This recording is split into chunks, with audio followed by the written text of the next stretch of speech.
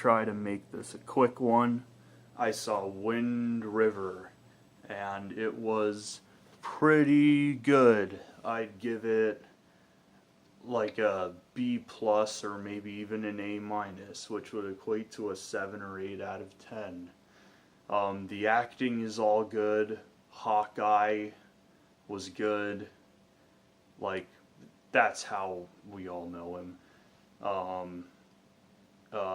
It was, the case was fairly compelling, even though it took a little while to really get the ball rolling. The first few minutes, like the first 15 or 20 minutes of the movie are a little, like, I don't really know where the movie's headed, and it just felt a little directionless in the beginning, but once everything started happening, it was pretty cool. I think they could have made it better, though, like another lost missing persons film, like Prisoners, which is like really suspenseful throughout.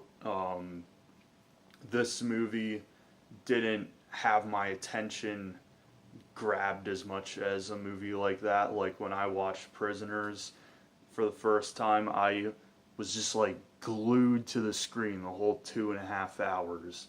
And this movie, I don't know, it didn't grab my attention as much. Speaking of runtime, the movie's 119 minutes, which is 1 minute short of 2 hours. And despite that runtime, it flew by pretty quickly. When the movie ended, I was like, wow, it's over already? And there's this end text that says, because the movie's about a missing and Native American woman, it says something about how, like, there are no missing Native American women cases reported or something. And I looked it up afterwards, and that's a fallacy. They are reported, but they're given such low priority that most police departments do nothing about it. And there's one scene in the middle where there's this guy sitting in the back of the police car, and Hawkeye, that's what I'm going to call him, is talking to him for like 5 minutes. And I felt like that scene maybe wasn't 100% necessary, and it could have been a deleted scene. And the cinematography's okay, but the movie looked fairly flat. Like, take for example The Revenant from almost about 2 years ago.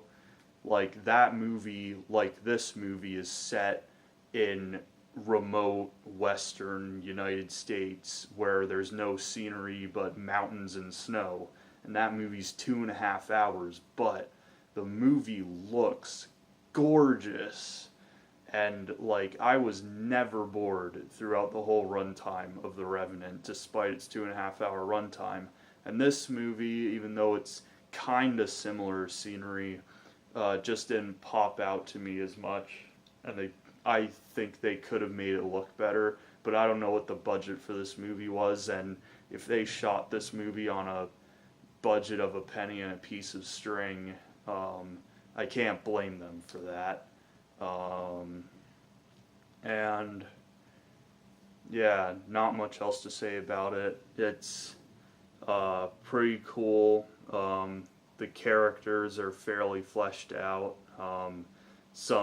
It could have been trimmed down a little, but it's pretty effective. And there's one reveal, like where they knock on a door and it shows the other side of the door, but it's actually something that happened in the past in that same room.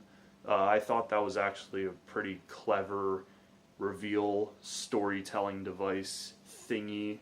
But yeah, if you want to see it, you'll get your money's worth. It's pretty good. Oh, and also, weird thing. Somebody, like, runs through the snow at some point in this movie, and they, like, die of inhaling cold air after 200 feet, and I don't really know how realistic that is. But I've only been to Wyoming once, so, and I was only there when I was like 8 years old. I remember the national park ranger person said the nearest Kmart was 200 miles away, and it just blew my mind. But that was a long time ago. I've been out west a number of times. I live on the East Coast, by the way, and the West is awesome. We just have little wimpy hills that are just terrible excuses for mountains here. And there's the movie has a little bit of an agenda pushing Native Americans' rights. Can't blame them, I guess. I mean, the Native Americans in Canada, I think, have more rights just because Canada's less developed. There's more Native Americans there, and as a result, they've had more power over the years. But the U.S. is, yeah, we kind of screwed them. But yeah, the movie it's fine. It's good. If you want to see it, go see it.